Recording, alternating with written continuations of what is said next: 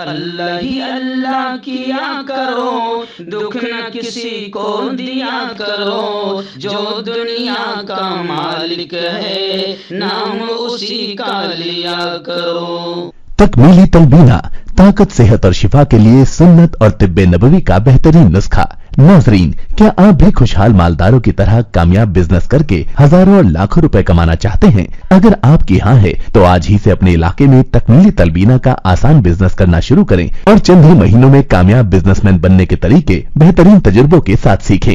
Businessman बनने का ये मौका कहीं आपके भी हाथ से चला न जाए, इसलिए अभी हमसे राब्ता करें 9890963757। Takmeeli food products private limited, Malegaon, India. अस्सलामु अलैकुम वरहमतुल्लाहि वबरकातुहू। नाज़रीन, इस्तकबाल है, स्वागत है आपका viral news live studio Jalgaon, Maharashtra, India में। मैं आपका मेज़बान मुफ्ती मोहम्मद हारून नदवी। आइए प्यारे मुल्क भारत की बहुत ही ख़ास बड़ी 10 अहम ख़बरों पर नज़र डालते हैं। लेकिन सबसे पहले मैं अपील करूँगा कि जो साथी नए हैं, अगर आप चाहते हो कि आपको मुल्क भारत की और पूरी दुनिया की सही और सच्ची खबरें देखने और सुनने को मिलें तो फिर आप इस चैनल से जुड़ जाइए। सब्सक्राइब कर लीजिए हमारे इस चैनल को, बेल आइकॉन घंटी के बटन को भी दबा दीजिए ताकि हमारी हर वीडियो, हर खबर आपको आपके मोबाइल पर मिल सकें। और हाँ नाज़रीन, हम हर रोज़ एक अपील करते हैं कि प्लीज़, एक प्राइवेट चैनल है और चैनल चलाने के लिए पूरी एक टीम काम करती है, बड़ा रुपया पैसा खर्च होता है। अगर आप चाहते हो कि ऐसे चैनल जो जुल्म और जालिमों के खिलाफ बेबाक अंदाज में बोल रहे हैं, अगर आप चाहते हो कि ऐसे चैनल मजबूत हों, बाकी रहें, आगे बढ़ें, तरक्की करें, तो प्लीज़ आप चैनल की फाइनेंशियल हेल्प, माली ताउन, माली मदद ज़रूर कीजिए। स्क्रीन पर आप नज़र डालें, हमारे चैनल का बैंक अकाउंट नंबर भी दिया जाता है। और अगर आप ऑनलाइन पैसा भेजकर मदद करना चाहते हैं तो गूगल पे, फ़ोन पे और पेटीएम तीनों का एक ही नंबर है 9637541786। अल्लाह ने जो भी आपको ताकत दी है उस एतबार से हर दिन या हफ्ते या महीने में एक बार ही सही, जो भी आप मदद कर सकते हैं मदद कीजिए, चैनल को मजबूत कीजिए, सच और हक के इस मिशन में हमारा साथ दीजिए। आइए, पहली बड़ी खबर इस वक्त मेरी निगाहों के सामने। जी हाँ, रियासत महाराष्ट्र के बुल्डाना ज़िले, बुल्डाना शहर से इस वक्त बड़ी खबर मैं आपको बता रहा हूँ। जी हाँ, गुज़िश्ता कल वॉइस ऑफ मीडिया, जो मुल्क के पत्रकारों की, सहाफ़ियों की, जर्नलिस्ट की एक बड़ी तंजीम है, जो 23 राज्यों में, स्टेट्स में ज़बरदस्त अंदाज में काम कर रही है और पत्रकारों के हुकूक़, पत्रकारों की जंग, पत्रकारों के लिए लड़ाई और ऐसे ही पत्रकारिता की हिफाजत के लिए काम कर रही है। गुज़िश्ता कल उसका एक बड़ा शानदार प्रोग्राम बुल्डाना शहर में हुआ, जिसमें राष्ट्रीय अध्यक्ष मोहतरम संदीप जी काले, ऐसे ही राजा माने प्रदेश अध्यक्ष वॉइस ऑफ मीडिया, और साथ ही गुज़िश्ता कल के प्रोग्राम में मैं खुद भी उर्दू विंग के राष्ट्रीय अध्यक्ष के तौर पर, मेहमान खुसूसी के तौर पर मैं मौजूद था। सबसे पहली स्पीच हुई जिसमें मैंने पत्रकार और पत्रकारिता का क्या फ़र्ज है और कैसे इनकी हिफाजत की जाए इस पर बात की। ऐसे ही गुज़िश्ता कल डॉक्टर नरेश बोड़खे, यशवंत जी मनोहर, इन तमाम ने भी अपने ख़यालात का इजहार किया और गुज़िश्ता कल एक शानदार प्रोग्राम वॉइस ऑफ मीडिया का बुल्डाना शहर में हुआ, जिसमें पत्रकारों की बीमा पॉलिसी से लेकर उनके हुकूक और हर तरह से उनके घर का, उनके परिवार का, उनके बच्चों की तालीम का हर तरह से ख्याल रखना, ये तमाम चीज़ें बहुत तफसीली संदीप जी काले ने और राजा जी माने सर ने बताई। और इस मौके पर बाकायदा वहाँ के इलाके के लाडले आमदार संजय गायकवाड़ भी इस मौके पर मौजूद थे। ये प्रोग्राम बड़ा कामयाब रहा और महाराष्ट्र भर से जिला के नुमाइंदे यहाँ पर हाजिर थे। ऐसी दूसरी बड़ी खबर मुल्क की आ रही है। जी हाँ, हिंदुस्तान में कोरोना को लेकर एक बार फिर डर और खौफ का माहौल बनता जा रहा है। लेकिन एक चीज़ और है कि लोग समझ गए हैं कि मीडिया पूरी तरीके से दलाली का हक अदा करती है, सत्ता की गोद में बैठकर सत्ता के इशारों पर काम करती है।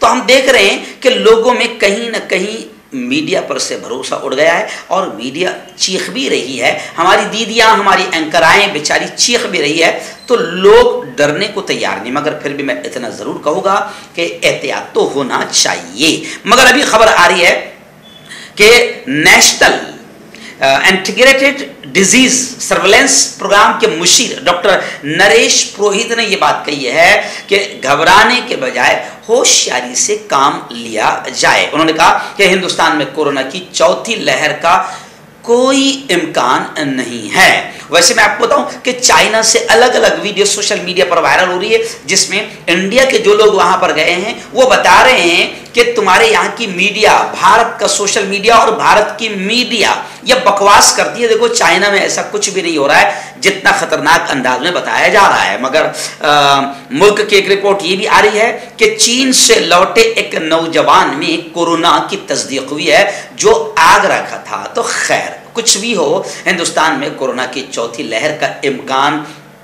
National integrated disease surveillance programme के मुशीर डॉक्टर नरेश पुरोहित ने कहा है कि कोई इम्कान नहीं है। घबराए ना, हम भी कहते हैं कि घबराए ना, क्योंकि लोग कुछ डर और खौफ और घबराहट ही में दम तोड़ देते हैं या अपनी बीमारी को बढ़ा लेते हैं। तो घबराए ना, हाँ एहतियात और होशियारी से काम जरूर लें। नाज़रीन, रियासत महाराष्ट्र के कदीम तारीखी इल्मी मुतहर्रिक शहर औरंगाबाद से एक बड़ी खबर इस वक्त मेरे निगाहों के सामने है। औरंगाबाद से हमारे नुमाइंदा उमैर मुफ्ती नईम साहब ने बताया कि 2 रोज़ 24 और 25 2 रोज़ एक ज़बरदस्त कॉन्फ्रेंस औरंगाबाद की तारीख़ी कदीम मस्जिद जामे मस्जिद और तारीख़ी कदीम इदारा जामिया इस्लामिया काशिफुल उलूम, जहाँ से मैं ख़ुद भी पढ़ कर निकला हूँ और आलिमियत मैंने वहीं से की है। यूँ समझिए कि वो मेरा मादर इल्मी है। वहाँ पर 2 रोज़ा कॉन्फ्रेंस थी जिसमें हज़रत मौलाना मरहूम सईद खान साहब रहमतुल्लाहि अलैह की हयात और खिदमात कि किस तरीके से उन्होंने दावत व तबलीग के पाकीज़ा मिशन को आगे बढ़ाया और इल्म दीन की शमा काशिफुल उलूम की शक्ल में वहाँ पर रोशन की। उनकी हयात और खिदमात पर 2 रोज़ा कॉन्फ्रेंस थी, बड़ा ज़बरदस्त 2 रोज़ा इजलास रहा, बड़ा कामयाब रहा। हज़ारों उलमा ने इसमें शिरकत की और फिर आइंदा कल रात में बाद नमाज मगरिब जामी मस्जिद के अहाते में जो खूबसूरत ग्राउंड है, इहाता है, वहाँ पर इजलास आम बउनवान इस्लाहे मुआशरा मुनक़िद किया गया था। और इस इजलास में मैं ख़ुद भी वहाँ पर पहुँचा और मैंने अपनी आंखों से देखा। इस मौके पर मौलाना जाफ़र मसूद हसनी नदवी दारुल उलूम नदवतुल उलमा से तशरीफ़ लाए थे। मौलाना वसीक़ नदवी भी तशरीफ़ लाए थे। ऐसी इलाक़े खानदेश की एक मशहूर दीनी इल्मी शख्सियत मौलाना मुख्तार मदनी साहब धूलिया, वो भी वहाँ तशरीफ़ फरमा थे। और ऐसे ही हज़रत मौलाना खालिद सैफुल्लाह रहमानी साहब जो all India Muslim personal board के ज़िम्मेदार है, जनरल सेक्रेटरी है, उनका भी बड़ा कलीदी अहम खिताब हुआ। इन तमाम उलमाए किराम ने इस्लाह मुआशरा पर बहुत अहम खिताब फरमाया और औलाद की तालीम, उनकी बेहतरीन तरबियत और परवरिश से लेकर नौजवान बच्चे और बच्चियां किस तरीके से अपने आप को महफूज रखें और पेरेंट्स, वालिदैन और समाज किस तरीके से इस्लाह मुआशरा का काम करें, बड़ी ज़बरदस्त तकरीर रही। आखिर में कलीदी खिताब हज़रत मौलाना खालिद सैफुल्लाह रहमानी साहब का रहा, जिसमें उन्होंने बाकायदा निकाह और तलाक, मियाँ बीवी के इज़्दिवाजी ताल्लुकात और घर की ज़िंदगी कैसे खुशगवार बने, इस पर तफसीली रोशनी डाली। आज एक बड़ी खबर आ रही है जिस पर हर भारतीयों को चाहिए कि ध्यान दें। जी हाँ, खबर आ रही है कि 23 मार्च 2023 तक अपने पैन कार्ड को आधार कार्ड से लिंक करना जरूरी है। महकमा इनकम टैक्स ने हफ्ते के रोज कहा कि 31 मार्च 2023 से पहले मुस्तकिल अकाउंट नंबर पैन को आधार के साथ लिंक करना लाजमी है। उसने मजीद कहा कि पैन से गैर मुंसलिक आधार कार्ड 1 अप्रैल 2023 से गैर फाल हो जाएंगे। महकमा इनकम टैक्स ने हफ्ते को एक ट्वीट में कहा कि इनकम टैक्स एक्ट 1961 के मुताबिक तमाम पैन होल्डर्स के लिए लाजमी है कि वो 31 मार्च 2023 से पहले अपने पैन को आधार के साथ लिंक करें। जाहिर बात एक ज़रूरी खबर है, हम आपको इन्फॉर्मेशन दे रहे हैं, मगर हंसी भी आती है कि हुकूमत इसके अलावा भी कुछ करेगी या नहीं करेगी। लोग मर रहे हैं, आत्महत्या कर रहे हैं, नौजवान बेरोजगार घूम रहे, पढ़े लिखे डिग्रियां हाथों में लेकर आत्महत्या करने पर मजबूर हो गए हैं, लेकिन अभी हुकूमत इन्हीं में लगाए हुए हैं। कांटेक्ट कीजिए डॉक्टर जावेद से, जो कि गुप्त रोग विशेषज्ञ हैं। इसके अलावा जोड़ों का दर्द, बवासीर, शुगर गारंटी से बिल्कुल ख़त्म, गैस, तेज़ाब, लिकोरिया, लीवर, किडनी, गुर्दे में पथरी। अगर आप देश विदेश में उनसे दवाई हासिल करना चाहते हैं, स्क्रीन पर दिए गए नंबर पर कॉन्टैक्ट करें। हर्बल राइट लाया है आपके लिए मर्दाना कुव्वत का इलाज, वो भी जड़ी बूटियों द्वारा। इसके अलावा आपके जिस्म में किसी जगह पे दर्द हो, आप हमसे दवाई हासिल कर सकते हैं देश विदेश में। स्क्रीन पर दिए गए नंबर पर कॉन्टैक्ट करें। आइए नाज़रीन, बड़ी खबर आ रही इस वक्त, बोलने से पहले मुस्कुराहट भी मेरे लबों पर है। वज़ीर आज़म मोदी ने मन की बात की। जी हाँ, महीने के आखिर में वो उनके मन की बात करते हैं, किसी के मन की बात सुनने को तैयार नहीं है।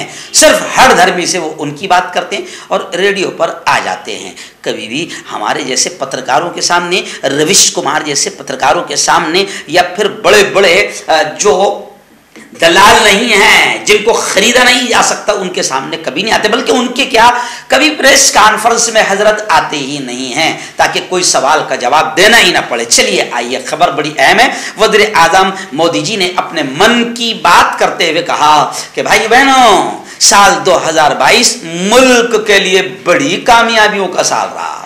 हिंदुस्तान ने दुनिया में खास मकाम बनाया। तो अब मुझे हंसी भी आ रही है कि वजीर आजम मोदी जी ने मन की बात में कहा कि 2022 मुल्क के लिए बड़ी कामयाबियों का साल रहा। तो लोग कमेंट कर रहे हैं कि मुल्क के लिए नहीं रहा, वो सिर्फ आपके लिए रहा, आपकी पार्टी के लिए रहा कि आपने बलात्कारियों को आजाद करवा दिया गुजरात में। फिर भी लोग कितने बेवकूफ है कि आपको ही जिताया और आपने पूरा लूट लिया है देश को, फिर भी लोग आपको मान रहे हैं। तो मुल्क के लिए, मुल्क की जनता के लिए कोई खास साल नहीं रहा, नाकामी का साल रहा, बर्बादी का साल रहा, लेकिन मोदी जी कह रहे हैं कि कामयाबियों का साल रहा।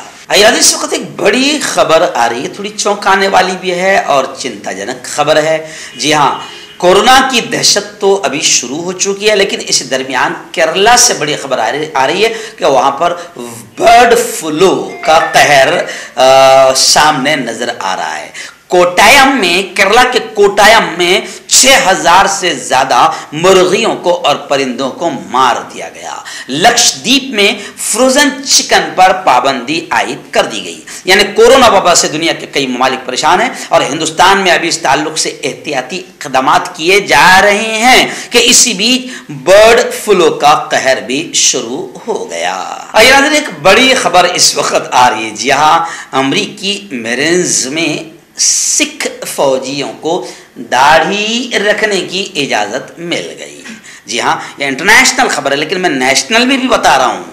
जी हाँ, इसलिए बता रहा हूँ क्योंकि हमारे यहाँ दाढ़ी से भी नफरत है, टोपी से भी नफरत है, फेटो से भी नफरत है। हमारे यहाँ तो सारा यूं समझिए कि गेम इसी पर होता है, दाढ़ी के नाम पर, टोपी के नाम पर, कपड़ों के नाम पर, और अब तो कलर के नाम पर भी हमारे यहाँ नफरतें फैलाई जा रही है। तो जाहिर बात है कि अमेरिका एक तरक्की याफ्ता मुल्क है और अमेरिका ने ओरिजिनल बाकायदा सबके धार्मिक जज्बात का ख्याल रखते हुए सिख भाइयों को, सिख फौजियों को दाढ़ी रखने की इजाजत दे दिया है। अगला दिन भारत जोड़ो यात्रा और माननीय राहुल जी गांधी को लेकर एक बड़ी खबर आ रही है। राहुल गांधी ने लाल किले से खिताब किया, बातचीत की, भाषण किया, जो सोशल मीडिया पर गुज़िश्ता कल छाया रहा। राहुल गांधी की क़यादत में चल रही भारत जोड़ो यात्रा करोड़ों कदम राहुल के साथ मिल रहे हैं।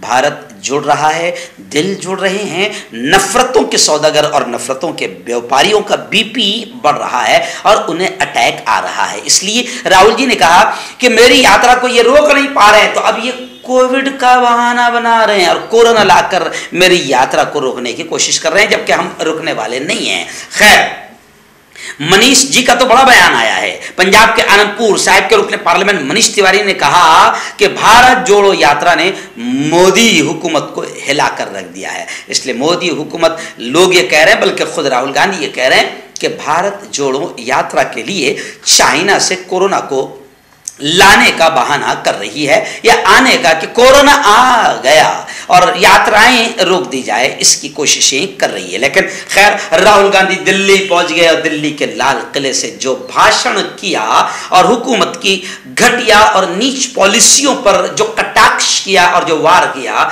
सोशल मीडिया पर राहुल का ये भाषण बड़ा छा गया। ये सोशल मीडिया इसलिए मैं कह रहा हूं क्योंकि बड़े जितने तकरीबन 90% चैनल गोदी चैनल है, बिके हुए है, अपने आका के इशारे पर राहुल की इतनी बड़ी यात्रा को भी वो नहीं दिखा रहे हैं। मगर सोशल मीडिया की जय हो। रियासत कर्नाटक से बड़ी खबर आ रही है। जी हाँ, कर्नाटक में भारतीय जनता पार्टी को एक बड़ा तगड़ा झटका फिर लगा, एक और झटका। हालांकि कर्नाटक में खुद बीजेपी की हुकूमत है, इसलिए जितनी भी नीच नाटकें होती है, मुसलमानों के खिलाफ माहौल बनाया जाना और उससे फिर फायदा हासिल करना, जैसे हिजाब की नीच नाटक भी, हिजाब की नीच हरकत भी वहीं से इन लोगों ने शुरू किया था। लेकिन कर्नाटक में बीजेपी को एक बड़ा जबरदस्त झटका लगा है। साबिक वजीर जनार्दन रेड्डी ने अपनी नई दुकान यानी नई पार्टी बनाने का ऐलान कर दिया। आखिरी बड़ी खबर इस वक्त मेरी निगाहों के सामने आ रही है। जी हाँ, राज्यसभा की कुछ वीडियो जबरदस्त वायरल हो रही है। जी हाँ, एक नौजवान युवा जब राज्यसभा में पहुंचते हैं और पढ़े लिखे जब पहुंचते हैं तो फिर इस तरीके से आवाज उठाई जाती है जो बीजेपी के लिए कभी कभी सरदर्द बन जाती है। गुज़िश्ता कल से जो वीडियो सोशल मीडिया पर काफी वायरल हो रही है, आप देख सकते हैं कि उसमें ये नौजवान नेता ये कह रहे हैं राज्यसभा में कि पिछले 70 सालों में, 67 से 70 सालों में राज्य में, केंद्र में जितनी सरकारें आई, इन्होंने पूरे 70 सालों में 55 लाख करोड़ कर्जा लिया। लेकिन बीजेपी जो एक मुफ्त की रेवड़ी नहीं बांटती है, उस बीजेपी ने सिर्फ 7 सालों के अंदर 85 लाख करोड़ कर्जा लिया है।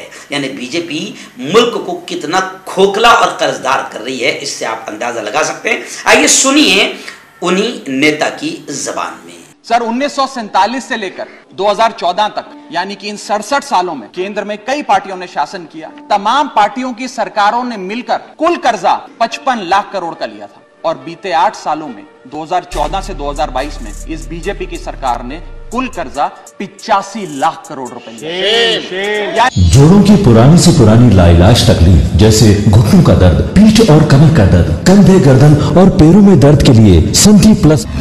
क्यों होता है जोड़ों में दर्द? क्यों रहती है जोड़ों में जकड़न? क्यों हो जाती है जोड़ों में सूजन? क्यों बन जाती है जोड़ों में गांठ? क्यों थम सी जाती है जिंदगी?